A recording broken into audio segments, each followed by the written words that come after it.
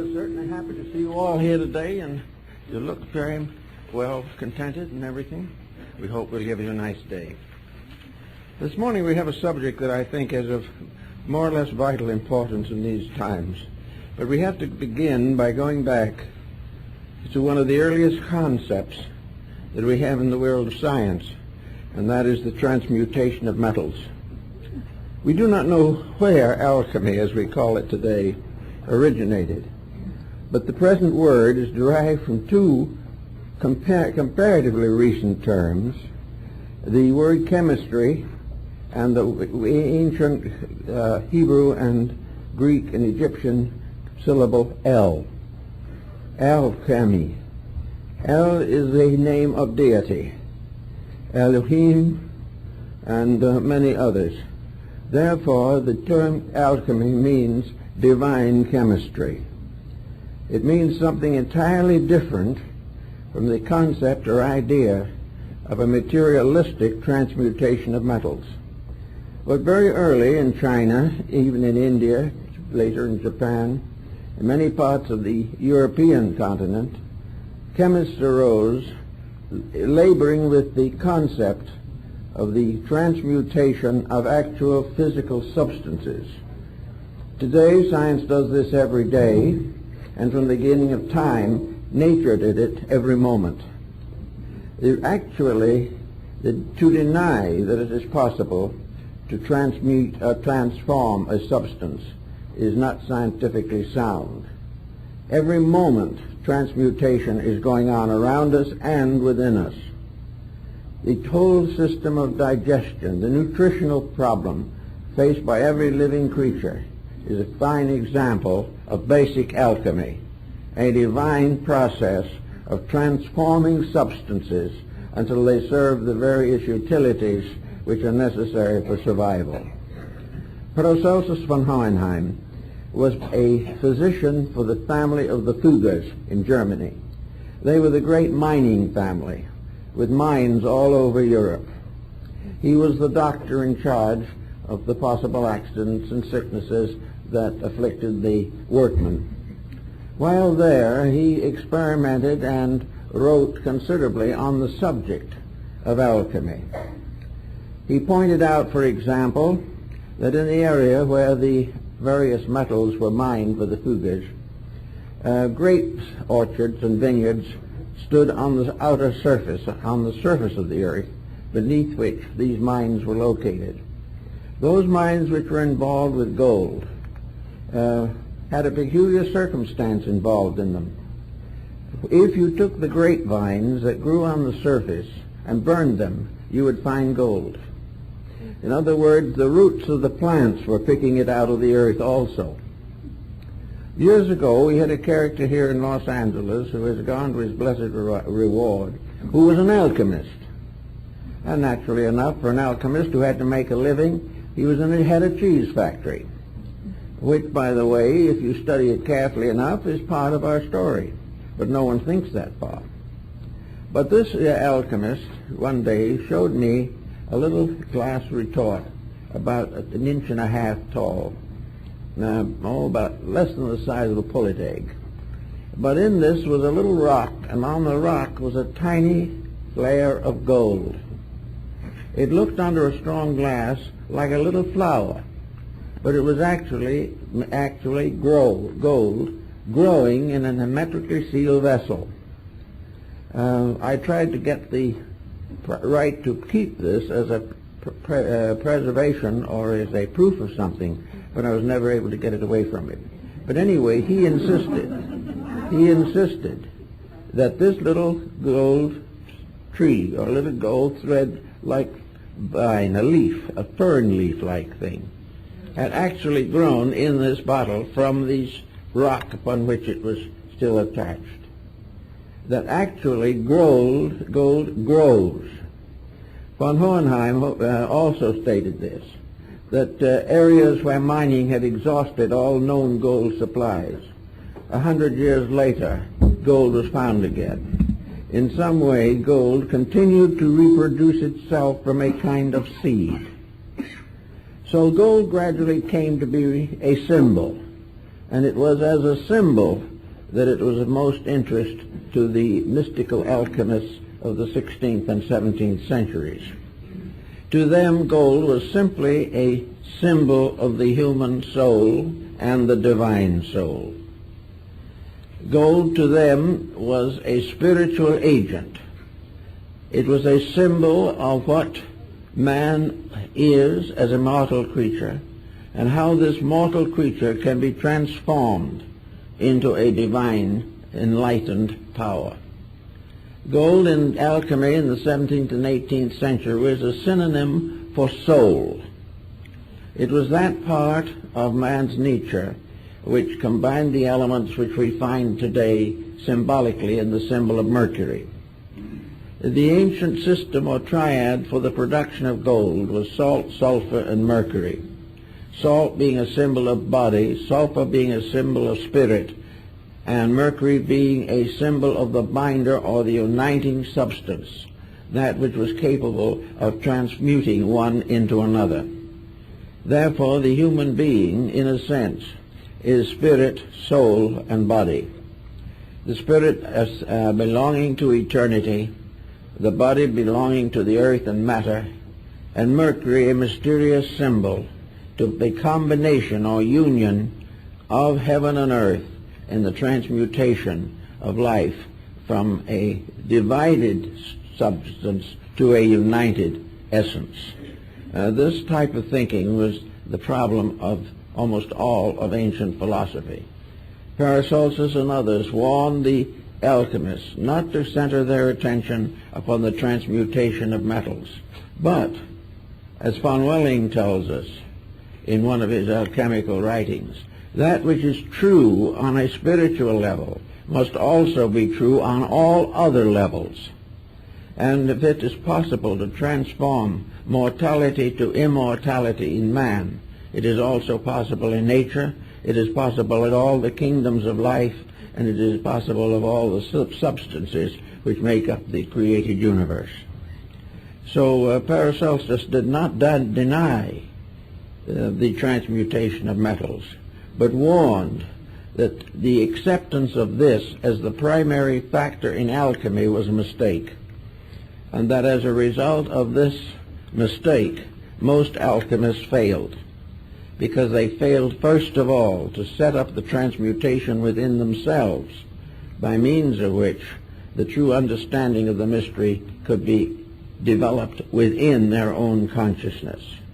In other words, as another alchemist said, there are seeds of life in everything.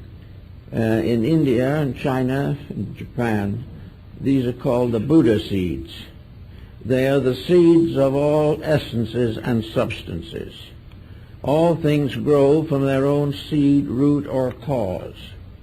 And the cause of immortality is in every created mortal creature. The seed of immortality is in man. The seed of all knowledge is within the human being.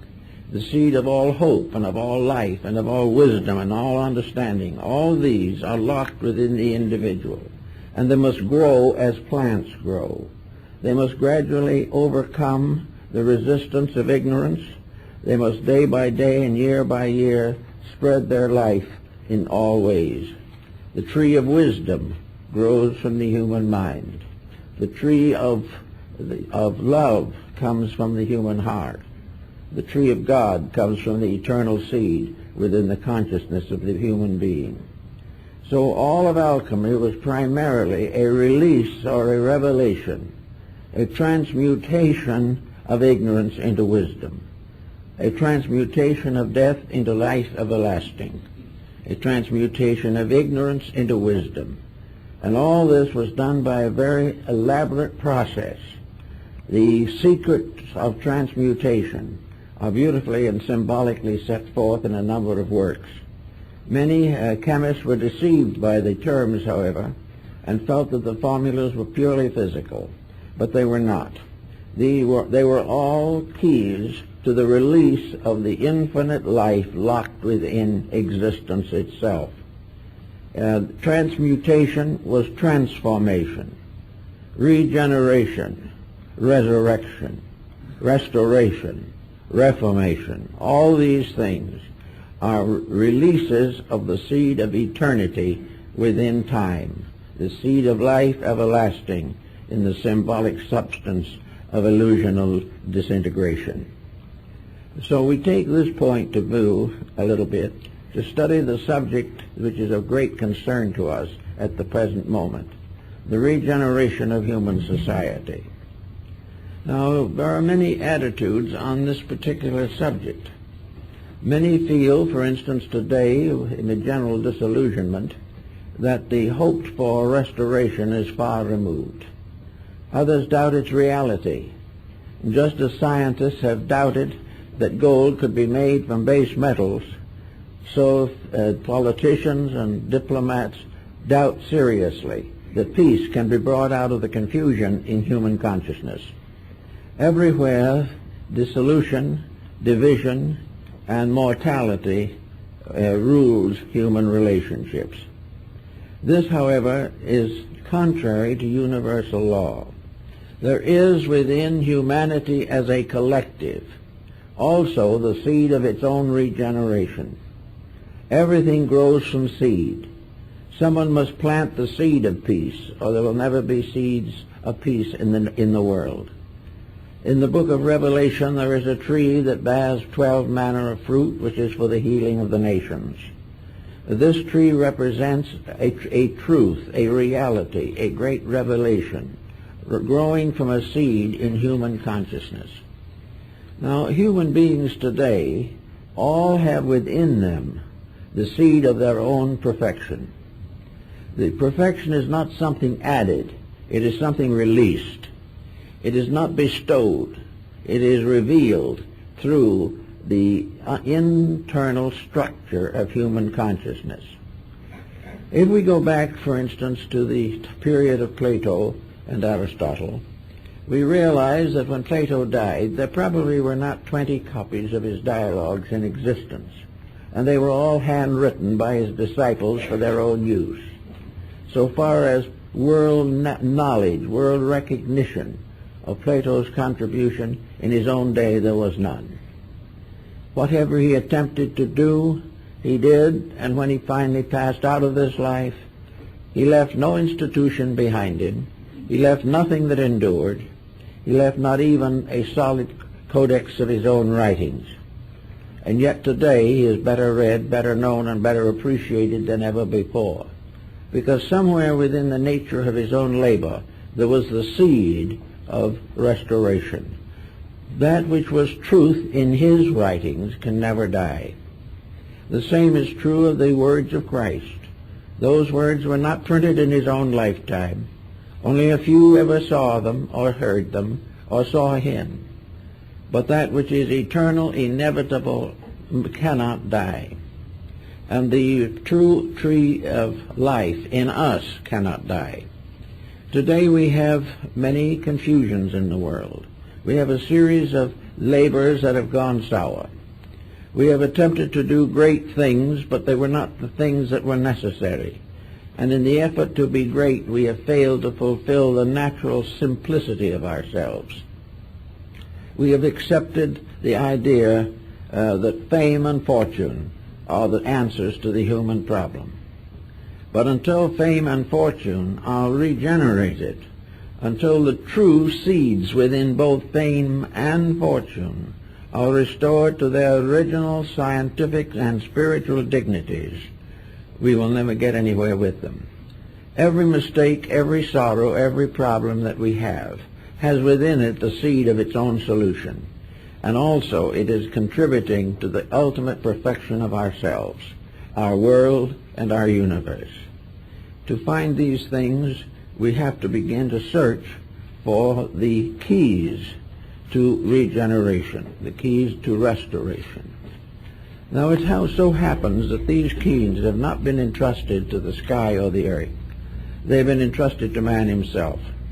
Because of those creatures existing on earth today, the human being is the most evolved, having the greatest potentials, having the greatest equipment with which to accomplish major good in this world. The human being has the facilities the mental abilities, the rational faculties by which he can take the seed of eternity within himself and release it as described in the structure of Kabbalistic philosophy. So we have here today a world of people, nearly 5 billion, perhaps a little more, each one of which, whether it knows it or not, is immortal. Each one of these creatures has been endowed with a potential. In each human being, the seed of eternity has been sown in the fields of time. The human being could not breathe, could not walk, could not think, could not exist if eternity was not within him. The eternal life, the life of all things, is that which gives man life. Each kingdom of nature unfolds this life according to its own rules and laws. Each kingdom of nature tries to expand its potentials. We see the gradual development of the plant kingdom, in which a small lichen somewhere gradually develops into a magnificent tree. We see all the flowers of the field. We also see all the beautiful crystals in the rocks. Everywhere something of a divine nature is being revealed through kingdoms of nature. In the animal kingdom, other values are revealed. We discover perceptions and reflective powers that we do not even take for existing, let alone take for granted. Then we finally come to the individual, the human being, who is the sum of all this evolutionary process. Here we have a being of which, for instance, we can mention such beings as Leonardo da Vinci. We can think in terms of Michelangelo. We can think of terms of Stradivarius or any of the great leaders of human arts, crafts, and revelations. We can think of the saints and the sages, all of the different degrees of development and unfoldment that already are obvious in the human being. They are obvious because he is endowed with them. They are obvious because they are manifestations of the thing that makes him exist, and that is the divine seed of life within himself. That which is within himself is his own immortality. It is also in that part of him which functions in his daily life. It is that power within him which digests his food, keeps his heart beating, controls and regulates digestion and elimination. It is this same power that gives him the right to write a book, to make a great contribution in art or music or science or philosophy. All the different departments of life arise from one tiny seed, the divine seed in man. It is this one divinity which is the unit. This is the monad of existence. This is the one from which all things come, and yet all things in their infinite divisions are still one. From one source all knowledge arises. For one purpose all knowledge exists, and that is the perfection and growth of living things. In our course of life, politically and socially, we have forgotten almost entirely the part of ourselves which alone can be solutional. We cannot solve with the mind unless the mind is inspired. We cannot create with the hand unless the hand is regulated and guided.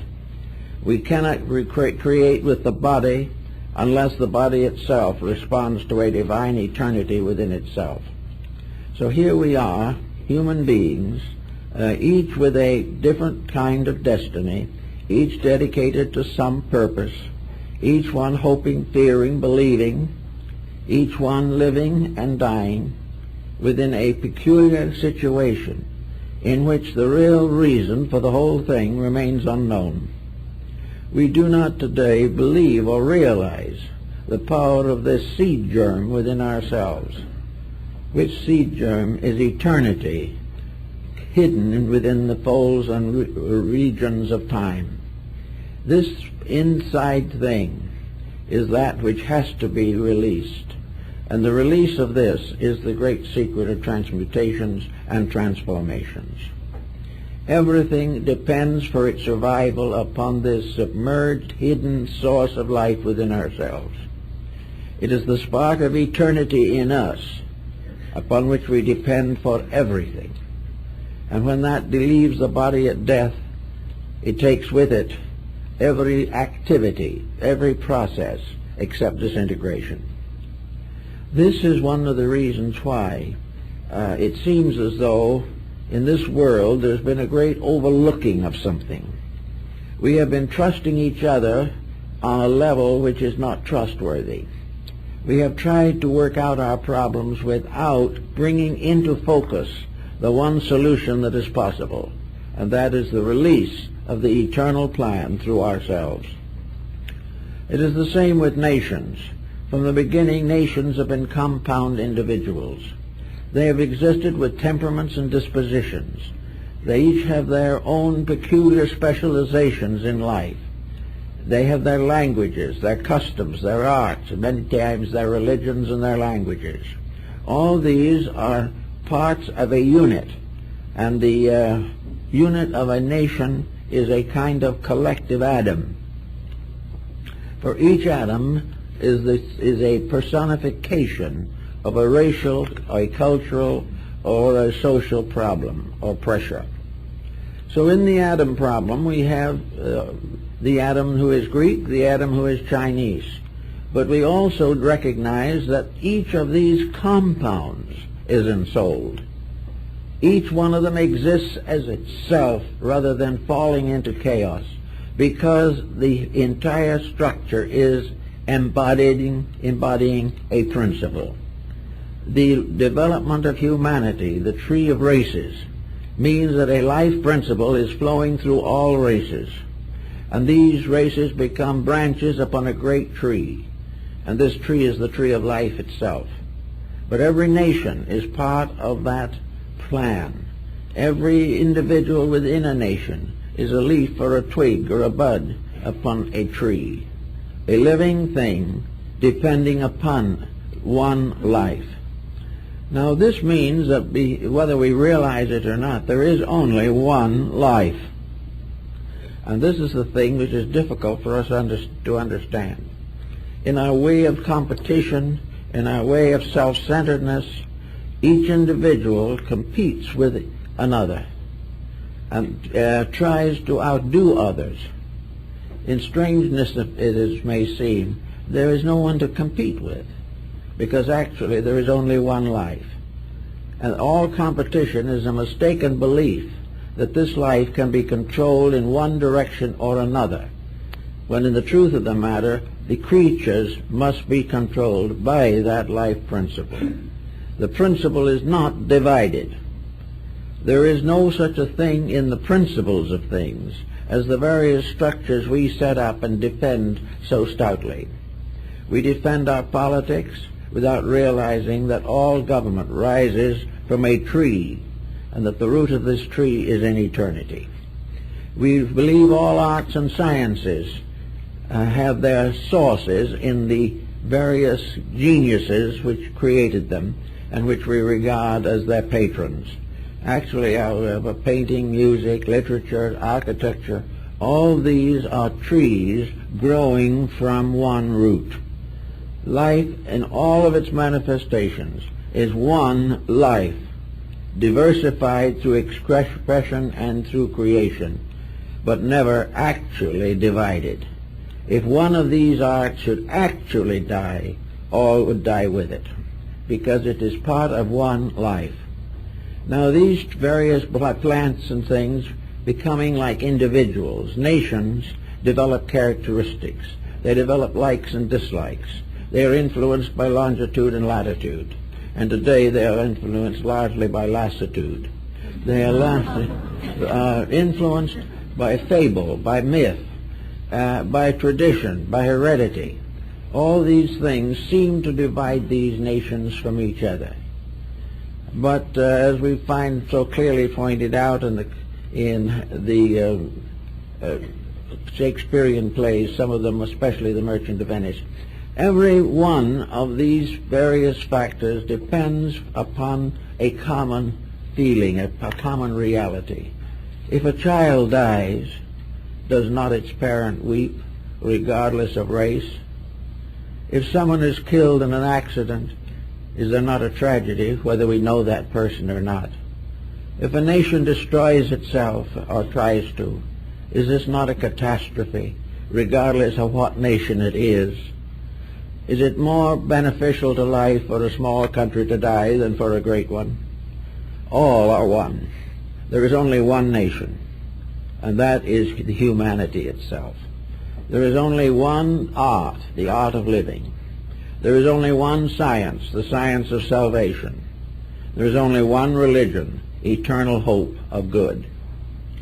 So if we can begin to get this oneness out of to where we can see it, it can do a great deal with it.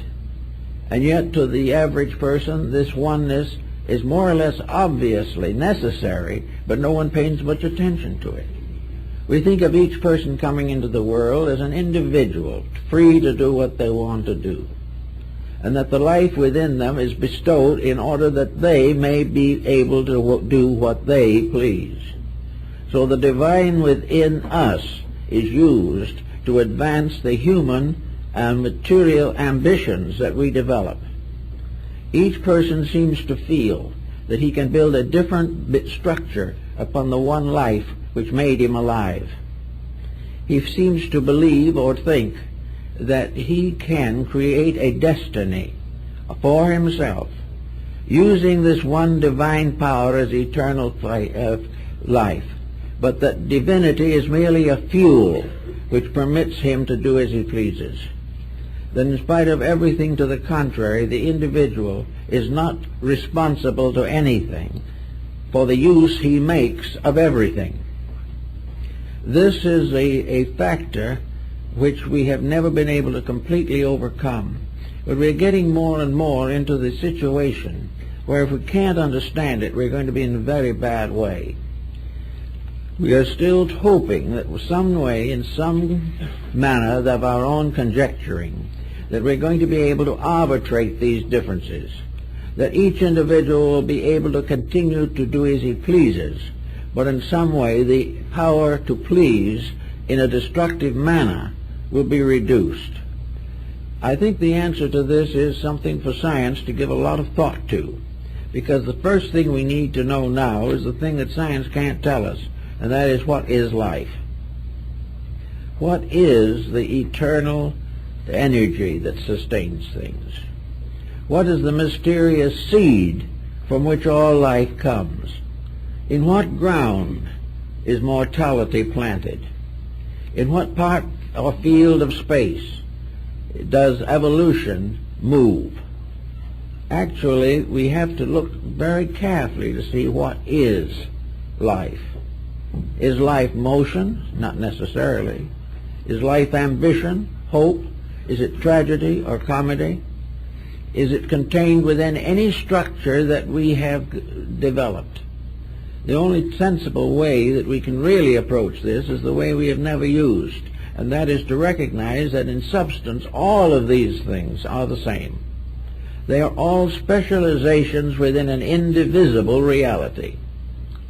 While we try to make separation real, while we are in a competitive relation with life, we cannot transmute our own activities and restore the unity which is necessary for survival.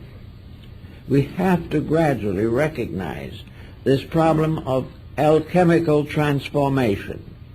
But before we can really accept it, we have to have some psychological proof, some form of evidence to give us confidence that this is true. It is not enough just simply to say it. We must in some way become aware, completely aware, of this inevitable reality. So aware and so conscious of it that we are enabled to develop its resources within ourselves and share them with others. The alchemists, and they're working in their little laboratories, were all looking for something. We find many accounts of them, and in several great European cities there are the old buildings called the houses of the alchemists, famous even now because at some time a mystical chemist lived there and labeled to perfect his works. Now, if this alchemy of the problem is real, how are we going to find out about it? How can we transform this searching into a discovery. Well, in the old alchemical system, there was a mysterious being called Elias the artist. Elias is the patriarch referred in the Bible as one who went to God without death. And this mysterious power, Elias the artist, would come in the night to some alchemist who was considered worthy and would give him the secret, or give him perhaps a few grains of the elixir of life, of the transmutation, would stay a little time and then disappear and never be seen again. And in each case, the Elias power left some proof behind it. It left evidence to the chemist himself that there was an answer, that there was a solution. And in some cases, as in the case of Sendivogius, this powder actually was used by him to transmute base metals, and apparently physically, he believed at least, it accomplished this end. Or was it true that Sendivogius also knew and put into symbolism what this powder really was? That it was not there to transmute base copper or bronze or iron, but to transmute base ignorance, superstition, or fear into the realization of truth. I think we have to recognize that the great transmutation must be in some way justified by human experience itself. We should be justified by the mere fact that we are alive, because the very existence in which we live has never been explained adequately. We do not know where we actually came from long before there were stars. We do not know where we are going after the last star goes out. We do not know what we are made of, except of substances that are held together by a strange magnetic chemistry. We know that we live from day to day upon life. We know that the very process of digesting food is an alchemical process. But we also must realize that this process goes to the acceptance and digesting of experience, which is another kind of food, a kind of food that nourishes the mind and understanding. That we must also experience the mystery of love, of divine acceptances of things. These are foods which must also sustain hope within the individual. Therefore, those things necessary for the attainment of the alchemical transmutation must be experienced within the person. He must become aware of these truths, and he must be able to apply them socially upon the different levels and parts of his society. He must understand what governments are. The governments are nothing but the hollow shadow or extension of a divine way of doing things, and that as long as any government differs from the archetype from which it came, it cannot fulfill itself. Therefore, governments must be regenerated. They must be reformed, revised, and restored to their original purpose, namely the purpose of fulfilling the infinite unfoldment of the divine purpose in creation. While governments are dependent entirely upon books and codes and creeds, or laws are passed only by those who are themselves ignorant of what law is, or where it comes from, or why it is, or what it must be, we are in trouble. But as long as we are willing to build our laws solely upon previous laws, or upon the previous incumbent in public office, we will never get to understand the final great fact, namely that all things obey except man, and out of his disobedience fell the angels. Every part of nature except man is incapable by its own constitution of actually violating universal law. It has no initiative. It has no free power to become a separate creature. Man is separate. He is separate because potentially he is capable of a greater advancement than any other kingdom of nature on this earth. He is the leading power here. All previous embodiments on this planet have been leading toward him. They have been gradually releasing that part of his own potential which enables him to stand and proclaim his existence. This, however, is not to be the subject of great rejoicing, nor is he to become completely overwhelmed by his own egotism. The fact that he exists is a remarkable thing. The fact that he can exist well is a still more remarkable thing. And he hasn't quite gotten there yet. But he is hoping. But his hopes have to be brought into some form of pattern.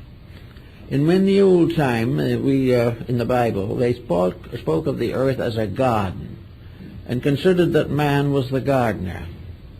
Well, a gardener is one who takes care of the plants. We're not really doing that.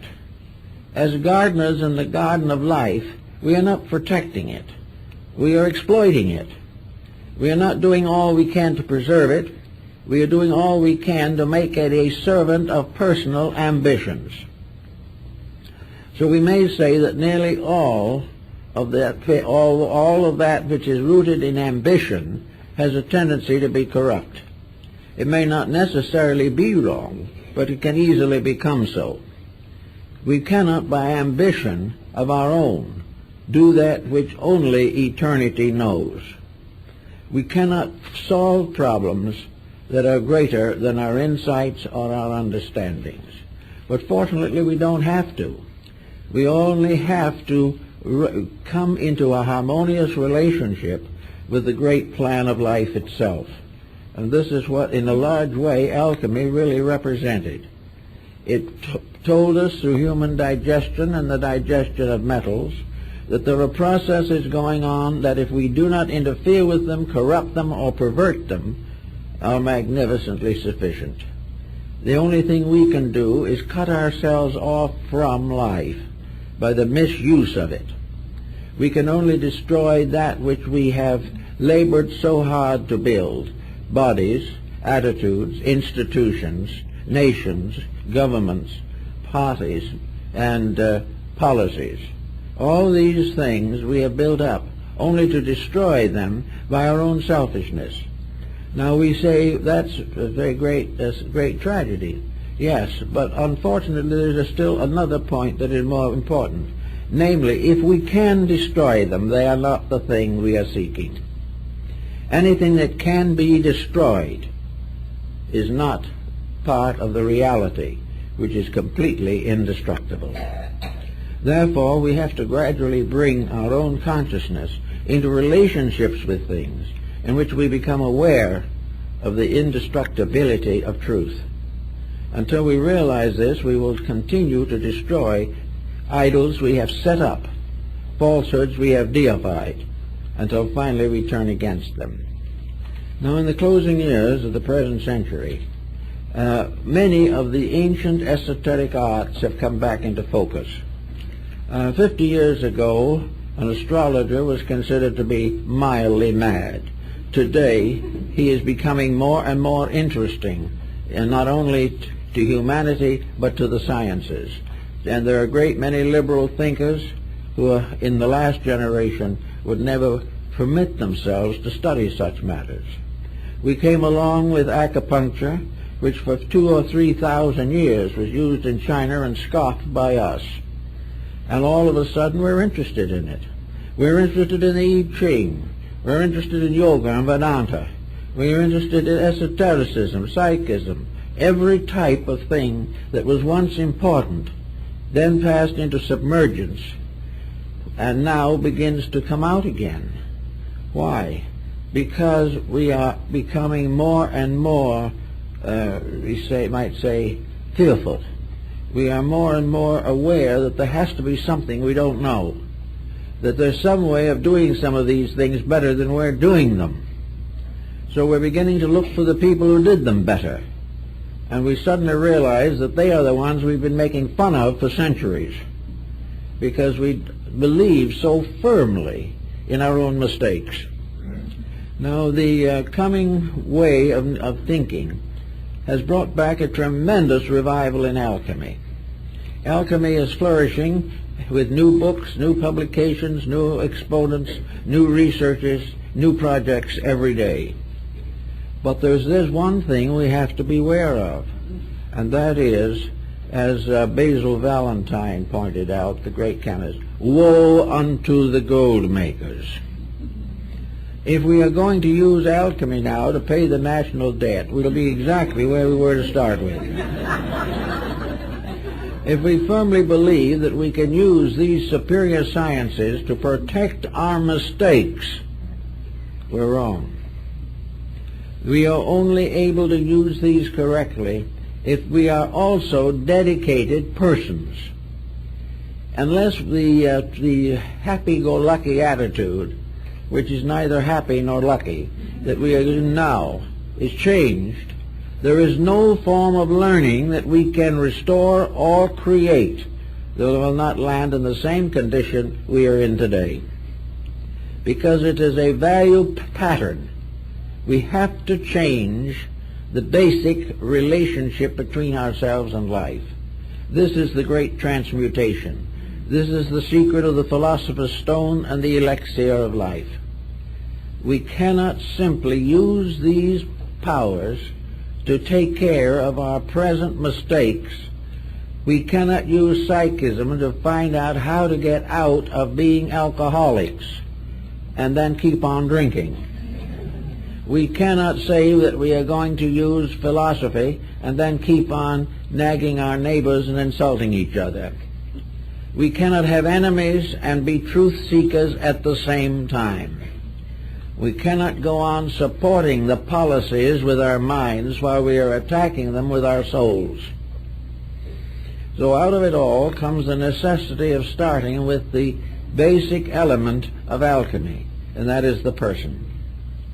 Bamey and the Rosicrucian group in Europe, many other systems, have emphasized the point that regeneration begins with the individual.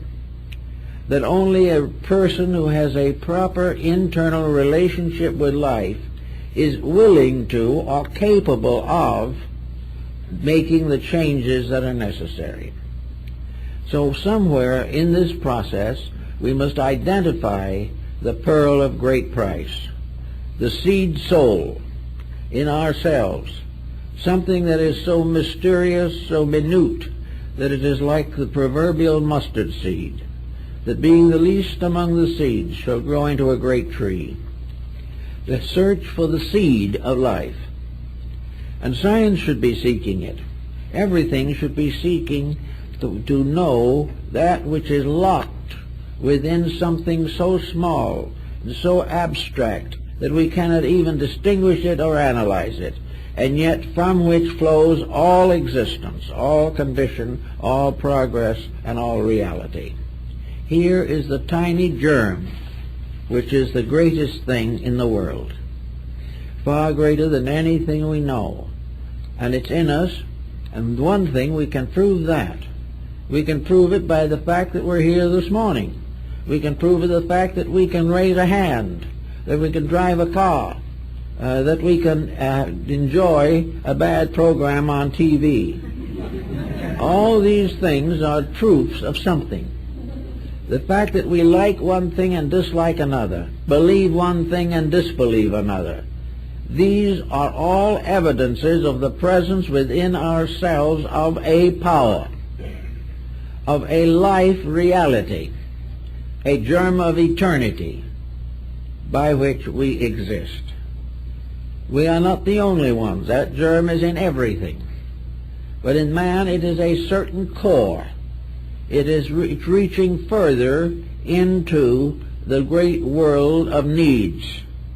In other words, it is the basis of the fruit of life that we're all seeking. Here we are, able to think, able to play the piano magnificently, able to control and direct the actual forces that make up our civilization. All of these things are within our dispatch and within our area of possibility. We have already produced a great world, the modern world, but we have not ensouled it.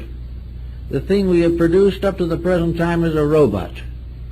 Our whole civilization is a robot.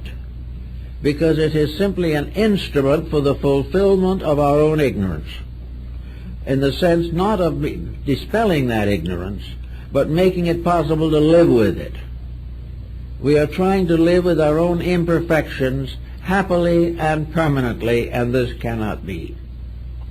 The only way we can get over our disasters is to get over the weaknesses and fallacies in our own minds and hearts.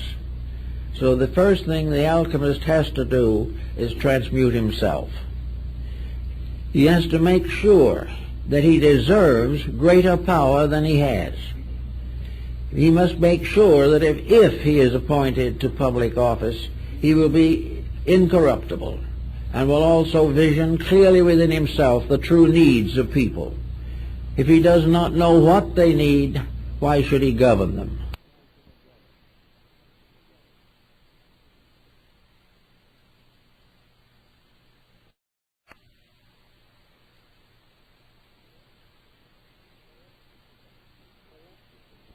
Elected to govern them.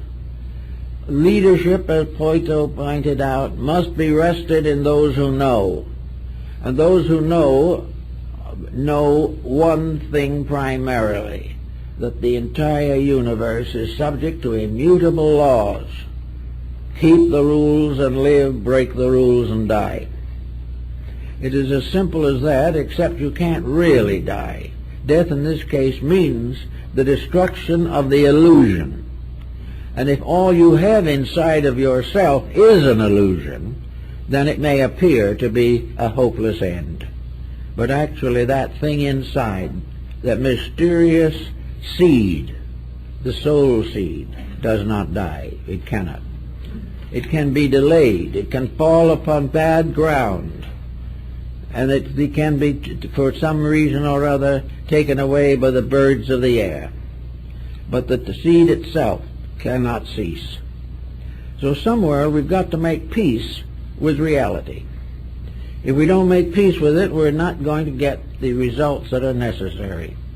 But how are we going to make peace with it, whereas in the moment our entire life and thought is based upon transitory, impermanent, and inconsequential attitudes?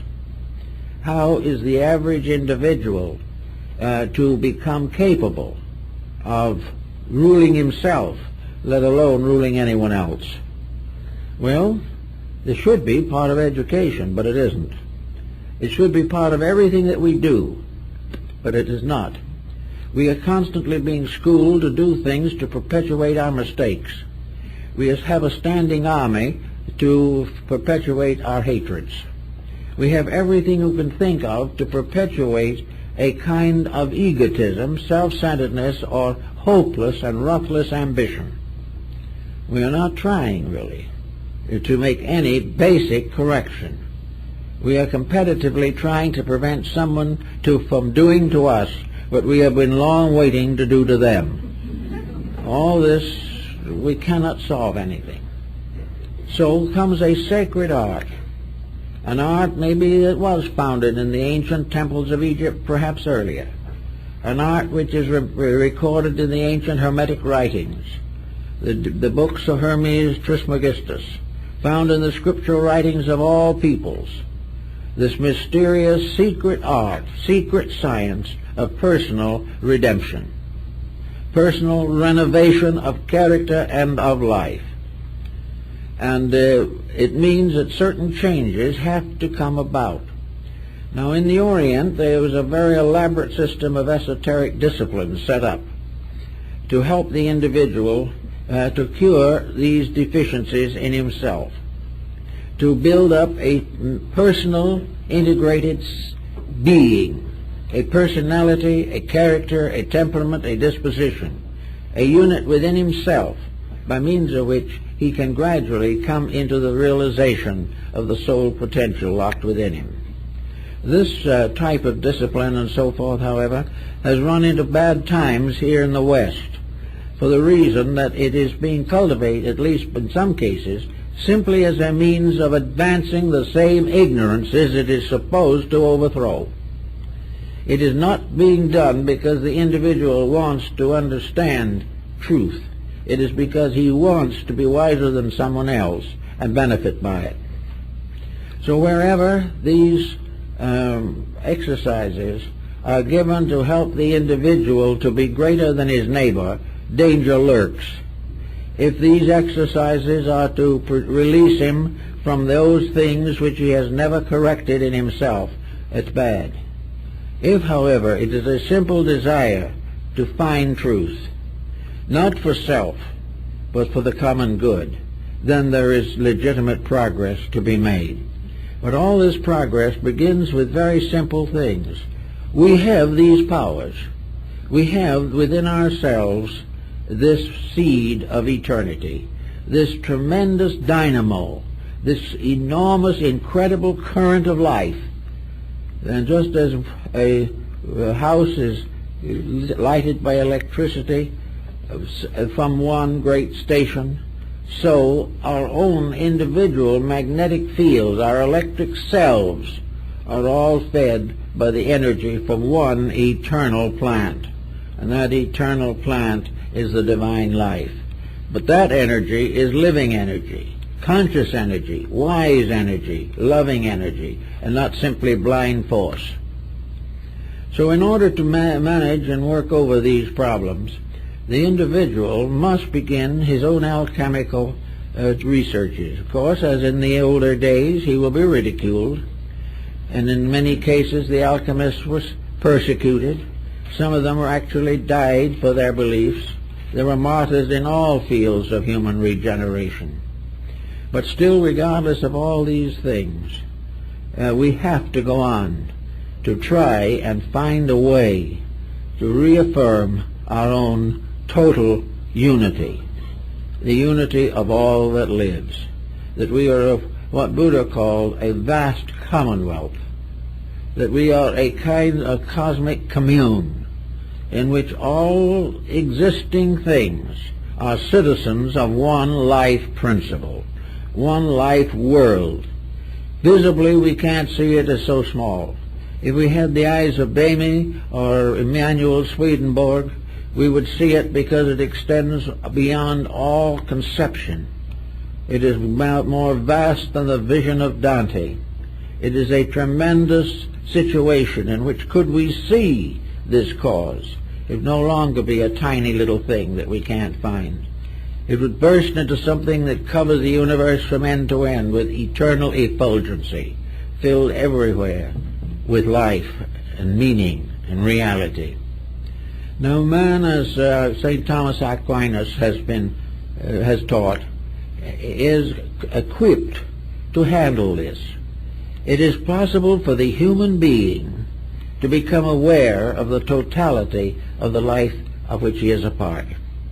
He must grow up to this, but until he grows up to it, he must continue to pass through the tragedies of ignorance. We are all going to make it, there's no question about that. But we can make it easier if we know what we're doing. And we can make it easier if we say to ourselves, for instance, that in our own inner life there is a stream of life. There is a mysterious river that flows out of paradise. There is this mysterious source of life, this energy, that we're going to use every day. We're going to use it to learn to walk. We're going to use it to learn to speak. We're going to learn it and use it to build a house.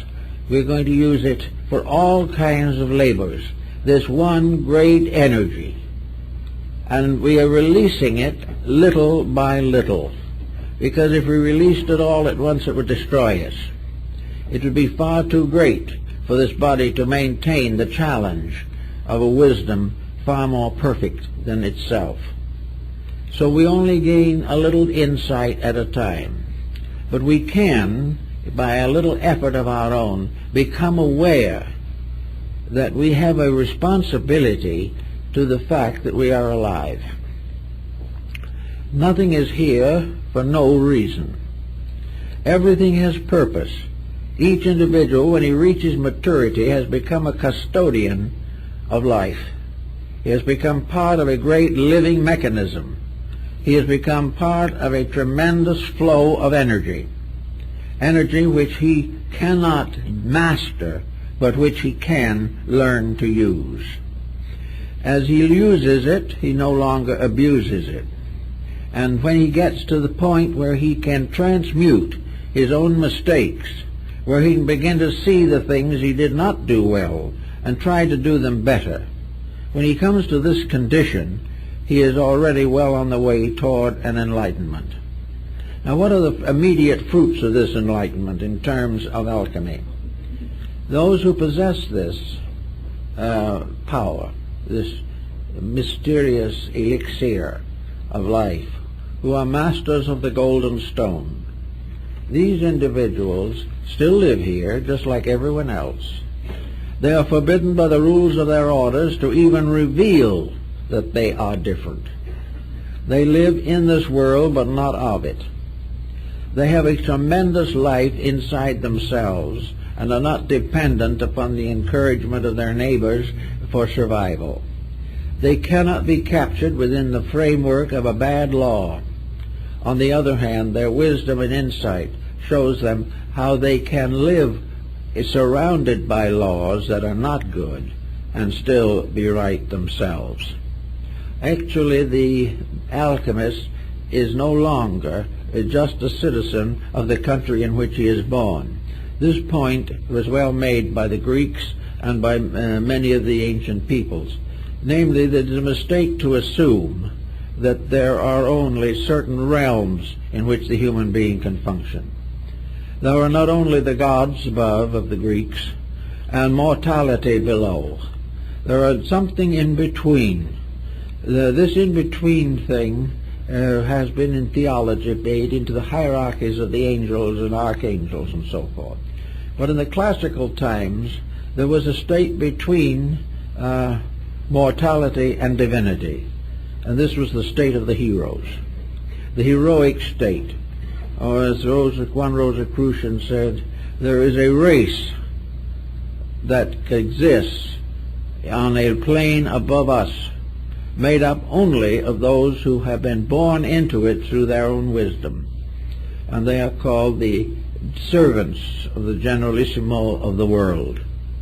So this race, so to say, this superior order, this heroic order, is composed of those who in this world have achieved freedom from negation and have dedicated themselves with those who have gone before to the ultimate service of all that lives.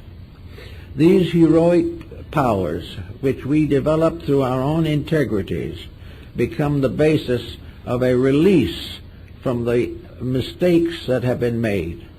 Once we have this correct inside knife, we know why things happen to us.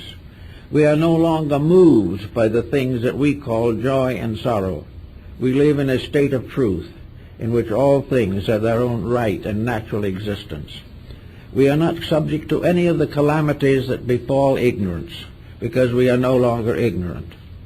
And no matter what is done with civilization, no matter how many laws men pass to improve each other's condition, suffering, sorrow, and death will endure as long as the causes of them have not been corrected within the plan of things. So in alchemy, as we see it, we can face into a great many interesting and remarkable facts. We can say something that primitive people, for some unknown reason, have long sensed.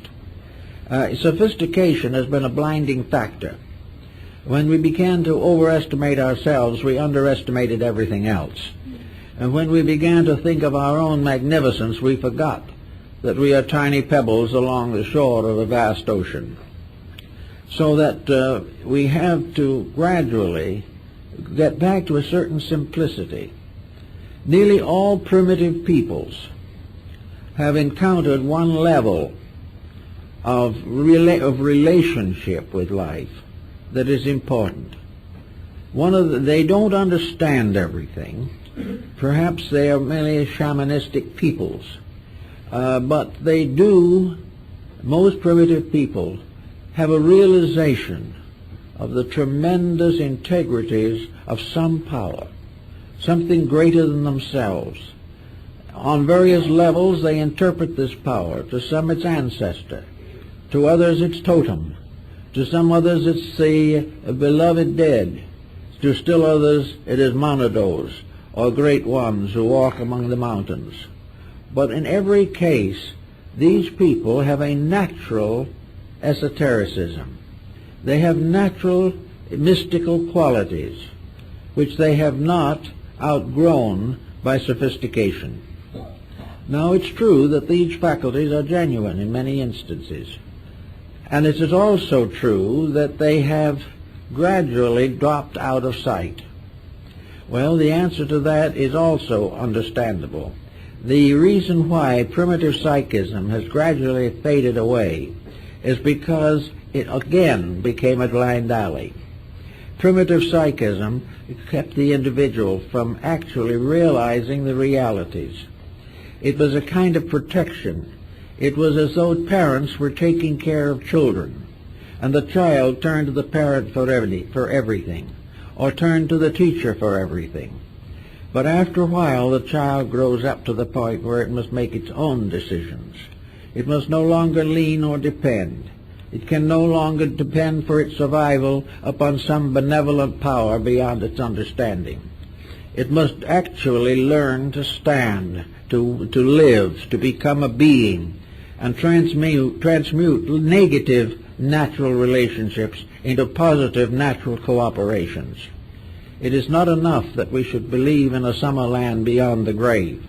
It is that we should have the intelligence and the intellect to use all of our extrasensory perceptions as nature intended, service, to use them entirely to help to discover this divine reality, which is the end and goal of our search while we remain in the human stage of development.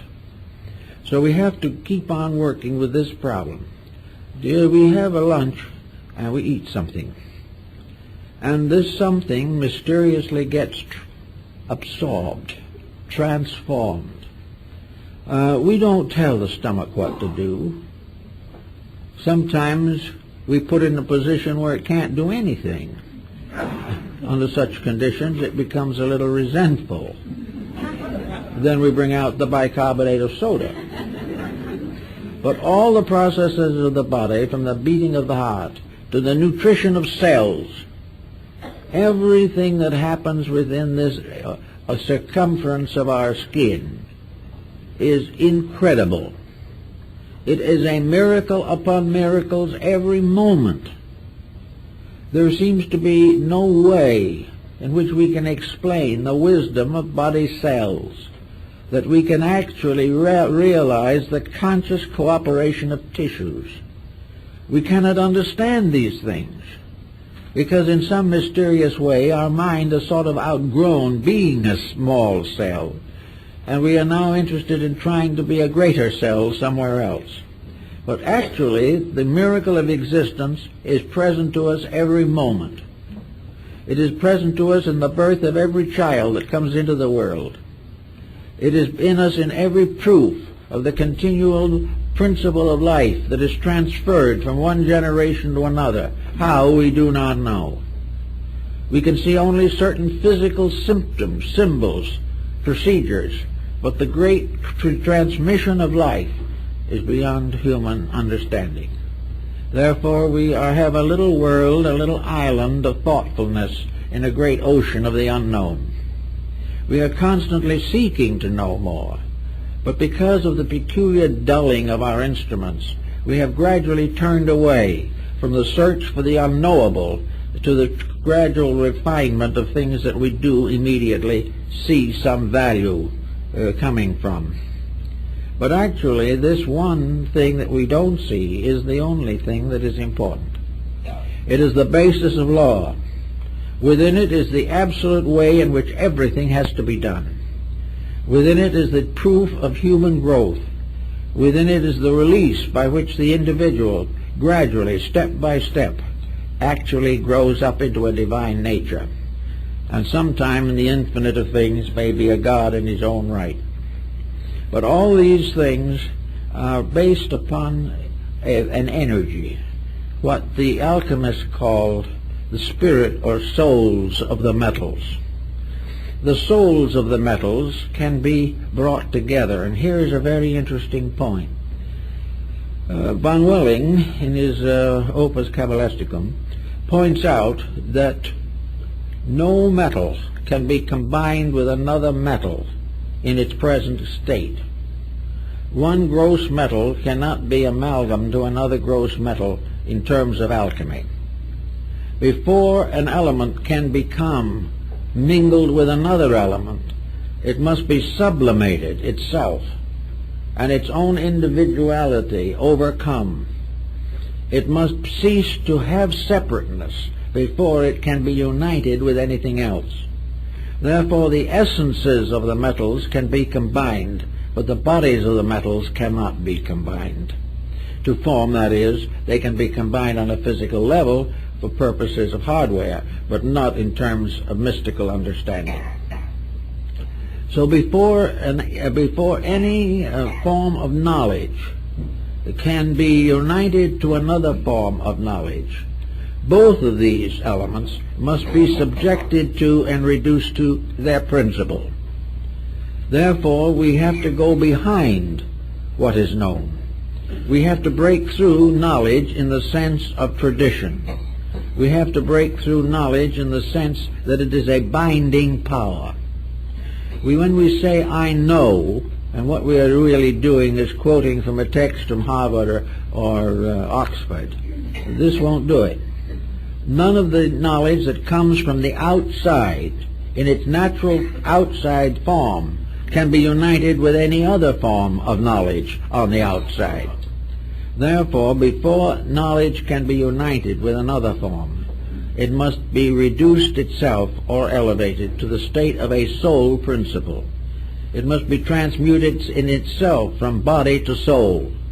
Souls can mingle, bodies cannot. Therefore, all knowledge, before it can mingle with other knowledge, must lose the errors in itself. It must be relieved of the traditional limitations which the mind has placed upon it.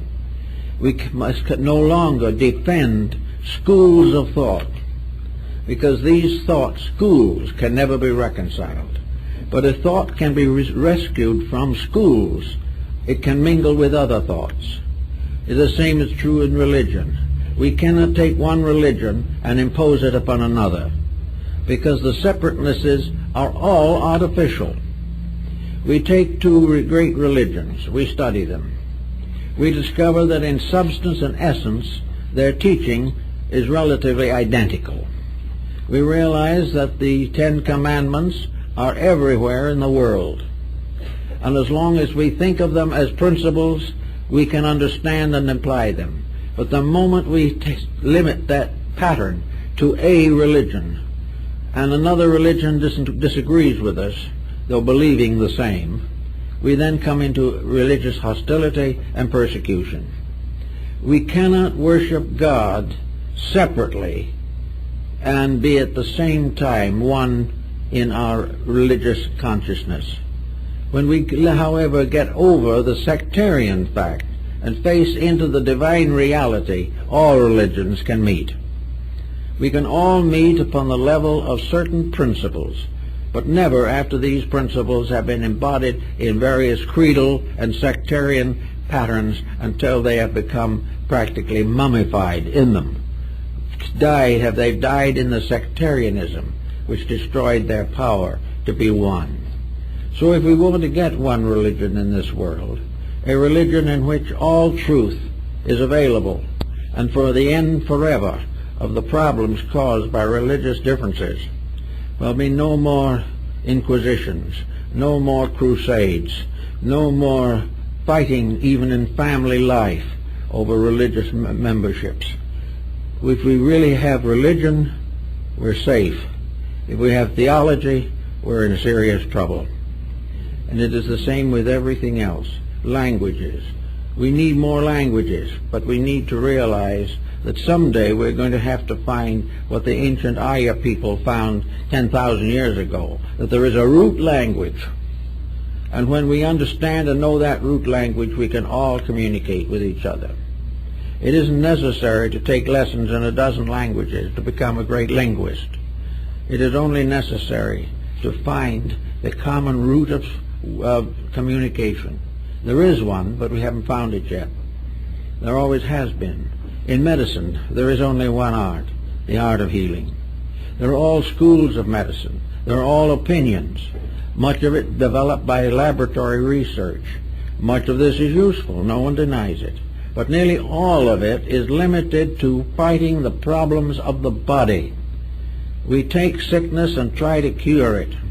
If we had the common understanding of the alchemy of healing, we would not have to cure it because we would not cause it. We are fighting constantly to get over our own mistakes. But if once, somewhere along the line, this principle of unity can take over, and we can find in oneness of character and conduct a great release. We get a shadow of this, of course, even now, in the things that are happening. We are being warned against certain indulgences and certain mistakes. Medical science says if you don't take on cocaine, you're not going to have to suffer from the consequences. Well, this is perfectly true. But there should be something else, deeper, that prevents the individual from even considering the use of cocaine. It is not a matter of curing against a whole public mass of people who want to do as they please. The problem is that there is one right way, and that right way transmutes all the mistakes that are dependent upon that particular right way.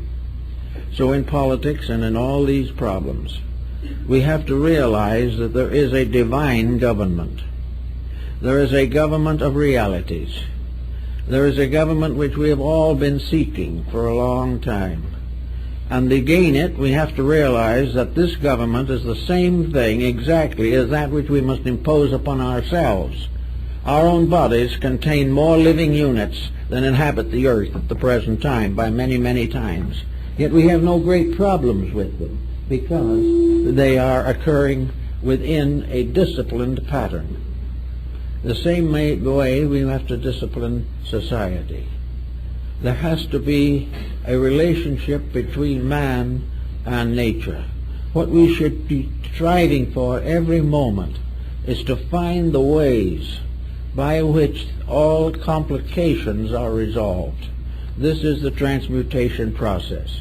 Selfishness must be transmuted. It is not destroyed. It is given a form of idealistic regeneration. Every fault that we have is a virtue misapplied. It is something that should be done differently. But we don't destroy energies. We simply give them an opportunity to express the best of themselves. So this alchemy probably is going to go on for a little while during the present century and into the century that is yet to come. We are beginning now, and while it's not easy, we are beginning to realize that we cannot do exactly as we please. That if we insist on trying to succeed at the expense of everyone else, we will all fail together. This is not the way it is done. It is not that we are here to get all we can. We are here to give all we can. We are not here to dogmatize. We are here to learn. And education is the problem of the gradual search for the sovereign reality. And this sovereign reality has always been a matter of the highest spiritual development.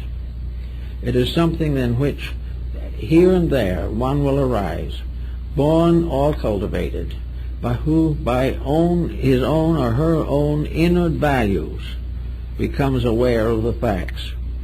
And maybe not yet has anyone been aware of all the facts. But we are gaining step by step the first big lesson. And that is that there are rules, the game of life, and these rules are not made by human beings. These rules are inherent in the life principle itself. We cannot misuse life without sorrow. We cannot take something that is intended for the common good and try to apply it only to ourselves so that we may have special profit. This will not work. So we watch around us. We see things that a lot of people feel very unhappy about. But we also realize gradually that our own fumbling is becoming unendurable. We are in trouble every minute. We are in trouble because we have gradually complicated our mistakes. When we were a small group of people living on a large planet, our mistakes sort of faded away. Everyone took his mistakes to the grave with him. Now, however, these mistakes are being circulated through one nation after another. All of a sudden, we are one vast family. We are in a one humanity in conflict and stress with parts of our own family. Everywhere, the struggle for survival has been multiplied in its intensities, and the survival idea has been lost. We are all struggling not for survival, but for domination over others. So this keeps on going, and all of a sudden it looks pretty bad. We can see now what we couldn't have seen 25 years ago. And actually, this is growth. We are now bewildered. We are intimidated. We are at loss. We do not know what to do next. We do not know where to turn for instruction.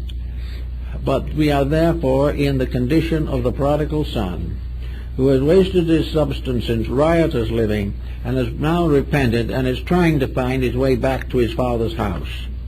And this is what we're all doing, whether we realize it or not. We're all trying to find the way to correct the mistakes that exist. And the mistakes exist are scientifically controllable. If science would gradually try to find out exactly how the great sovereign energy works, why it works, and what universal life is attempting to do. If science would give this more thought and could find out just even a little more about what the purpose of things is, and get over the idea that man has been hopelessly isolated and must find out everything for himself and must build a world according to his own desires in a universe ruled by immutable law which can never be broken. Anything that attempts to break a law is broken by it. If science, then knowing its exactitudes and being able now to make ships that will go to the moon, headed for Mars almost immediately, if someone can bring this point home, that the one great answer that we must find is why we are here, what we are here for, and how we can work together to fulfill a purpose that we can never dominate, but we can venerate, recognize, and cooperate with.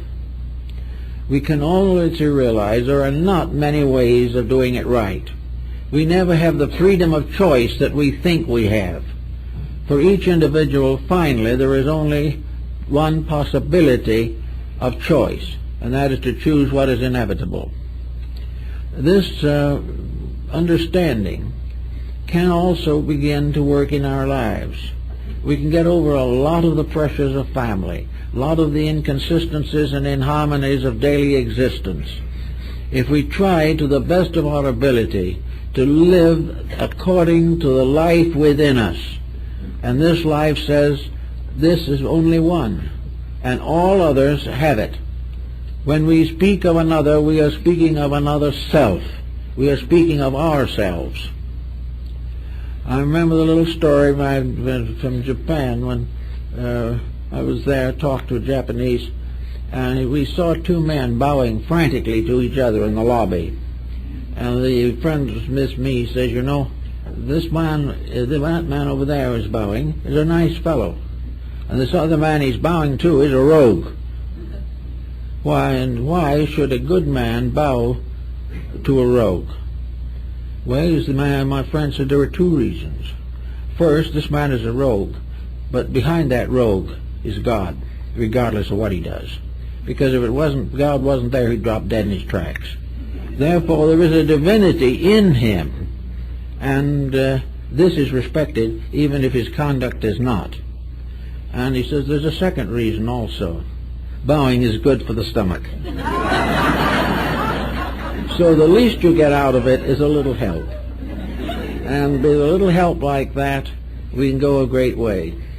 And by gradually trying at least to bow to the truth as we confront it, and making every effort to overcome every dividing factor in our lives, and trying according to the best of our ability to recognize that with us always is a power that we should respect and venerate, that this unseen guest is the source of ourselves, and we may not see it for a long time, but we know its presence, and the more we know about it, the more we respect it, and out of respect comes love, and out of love comes obedience. So if we all work it out the best we can, the universal transmutation will take place. Well, that's it, folks.